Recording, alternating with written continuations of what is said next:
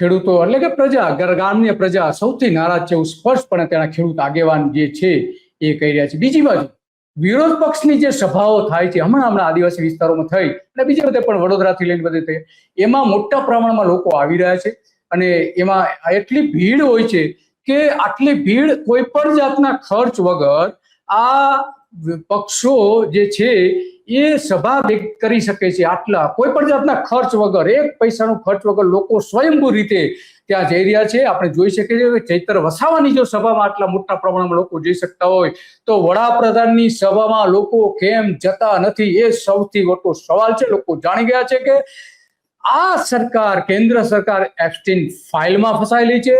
America કે છે એ પ્રમાણે જ નરેન્દ્ર મોદીએ કરવું પડે છે, પરાણે કરવું પડે છે. નરેન્દ્ર મોદીનું ગળું પકડી લીધું છે. તમામ લોકો જાણતા થઈ ગયા છે. મોદી માત્ર વાતો કરે છે પણ લોકો માટેની કોઈ જ કામ કરતા નથી. આ જે વિકાસ યોજનાઓ જે એમણે 20,000 કરોડ રૂપિયાની જાહેર કરી, એમાં મોટા ભાગ, એમાં તો એક 40,000 મકાનો જે ગરીબો લોકો માટે બનાવવામાં આવ્યા હતા, એ કેટલાય મહિનાઓથી બનાવેલા પડી રહ્યા હતા, એકી સાથે એમને લોકોને આપ્યા એવો એ દાવો કરે છે. આપ્યા છે, સારી વાત છે, પણ આપણે જાણીએ છીએ કે જે મકાનો આપ્યા હતા એમાં મોટા પ્રમાણમાં કૌભાંડો પણ થયા હતા.